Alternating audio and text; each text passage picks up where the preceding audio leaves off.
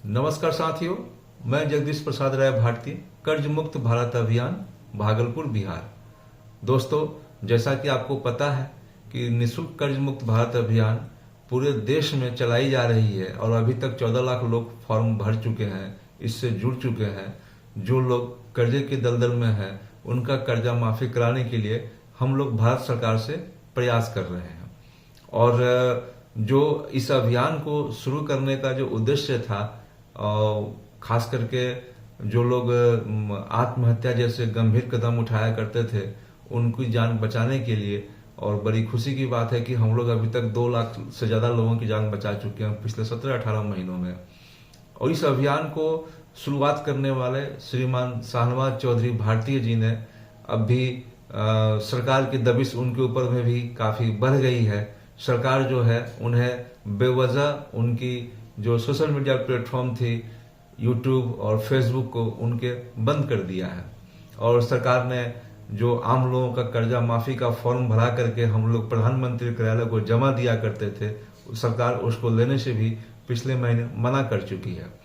तो और सरकार ने एक हिदायत दी कि आपको कर्जा मुक्ति प्रमाण पत्र भी नहीं बांटना है। तो साथियों, सरकार का यह दलील था कि आपके इस अभियान के चलते बैंकों का रीपेमेंट जो है ईएमआई लोग नहीं दे रहे हैं। तो ये बिल्कुल सरासर गलत आरोप है और सरकार ने आरबीआई को इस काम में आगे कर दिया है और वो खुद भी बैक फुट पर चल रही है।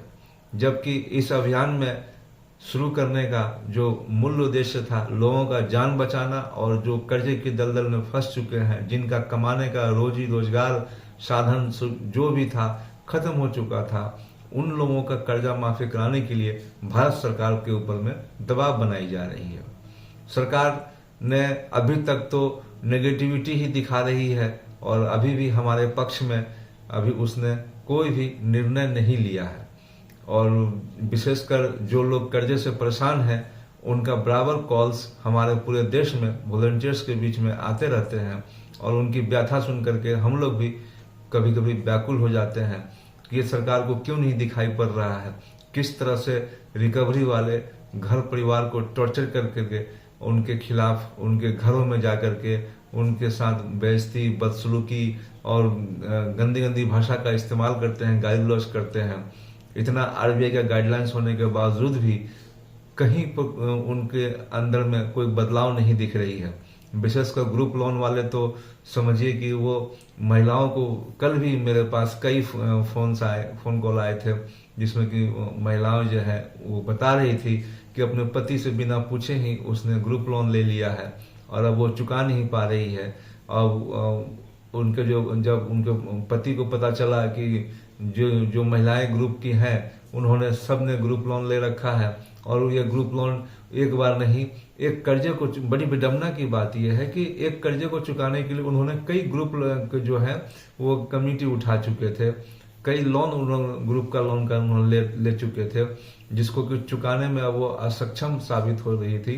तो उन्होंने अपने हस्बैंड लोगों को बताना शुरू किया, जिसके चलते कि और टॉर्चर जो है रिकवरी वालों की बढ़ती चली गई। ग्रुप लोन के जो रिकवरी वाले हैं वो सरासर अन्याय कर रहे हैं और ये बहुत गलत है कि ये ग्रुप लोन जो है महिलाओं को जानबूझ करके उनके जाल में फंसाया जा रहा है। तो ये सरकार जो है इस पर ध्यान नहीं दे रही है और बहुत सारे लोग, उनका घर परिवार जो है, खास करके गांव देहात में और शहर में भी कई जगह ऐसा देखा गया है कि महिलाओं को जोर जबरदस्ती लालच दे करके उनको ग्रुप लोन दिया जा रहा है और कर्जे के उनके जाल में फंसाया जा रहा है। जब तक वो कर्जा चुकाने में सक्षम है, तब तक उनको कर्ज का प्रलोभन दे करके एक कर्जा के बाद दूसरा कर्ज, दूसरा के बाद तीसरा कर्ज उनको ऐसे दिया जाता रहा है, जो कि सरासर गलत है। और जब अंत में वो असक्षम हो जाते हैं पेमेंट करने के लिए, रीपेमेंट करने के लिए, चाहे वो कमिटी टाइप का हो, उनका जो ईएमआई बनता हो, वो कमिटी का पैसा देने में जब वो असक्षम हो जाती हैं, तो फिर उनके ऊपर में उनको टॉर्चर करना शुरू कर दिया जाता है। तो ये सरकार को विशेषकर इस पर ध्यान देना चाहिए। जनता परेशान है, सरकार इससे आंखें नहीं बंद कर सकती है। और इस अभियान को तो दबाने की बात तो शायद सरकार सोच रही है, ऐसा समझ में आ रहा है, क्योंकि कई साथियों के हमारे ऊपर जो है एफआईआर हो चुके हैं, कई बंगाल में साथी हमारे गिरफ्तार भी हो चुके हैं, लेकिन सरकार ये ख्याली पुलाव बना रही है। ऐसा अभियान जो जनता से जुड़ा हुआ अभियान है, जो जनता परेशान है, वो दबाई नहीं जा सकती है, क्योंकि कोई सड़क पर तो लोग आ नहीं रहे हैं, कोई आपके लिए आंदोलन करने के लिए कोई सड़क पर उतर नहीं रहे हैं, सड़क जाम नहीं कर रहे हैं। ये अभियान भीतर ही भीतर करंट की तरह चलता जा रहा है और करंट पैदा कर रहा है। लोग जुड़ते जा रहे हैं, लोग चूंकि परेशान हैं।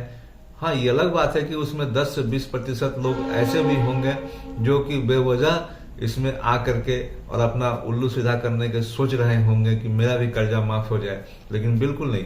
हमारा निर्णय बिल्कुल स्पष्ट है कि हम लोग वैसे लोगों को तरजीह दे रहे हैं और सरकार को भी वैसे लोगों को ही तरजीह देना चाहिए जिनके घर का मुखिया कमाने वाला न रहा हो, उनका कर्जा माफ हो, जिनका लॉकडाउन के चलते, नोटबंदी, जीएसटी के चलते उनका रोजी रोजगार, व्यापार धंधा सब चौपट हो गया हो, जिनको कमाने का कोई साधन न बचा हो, वैसे लोग कर्ज कहाँ से चुका पाएंगे। वैसे लोगों का कर्जा माफ सरकार को करना ही पड़ेगा। या तो 2 साल का समय दे, उनको अपने पैरों पर खड़ा होने का मौका दे, या कर्जा माफ करे। ये तो सरकार को निर्णय लेना ही पड़ेगा।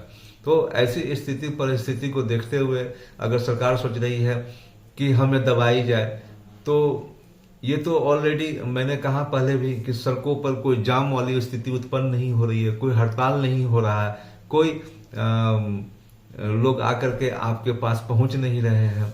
ये तो बात आप तक पहुंचाई जा रही थी। आपको शायद अभी हाल फिलहाल ध्यान में होगा भी, ये सरकार के लिए भी ध्यानाकर्षण वाली बात है कि कैसे ट्रक ऑपरेटर्स ने हड़ताल करके आपको अपने कानून वापस लेने को मजबूर कर दिया। हिट एंड रन कानून को वापस लेने के लिए मजबूर कर दिया। आपको 2 दिन के अंदर ही पूरा अर्थव्यवस्था का परिदृश्य दिखने लगा और आपको वापस होना पड़ा।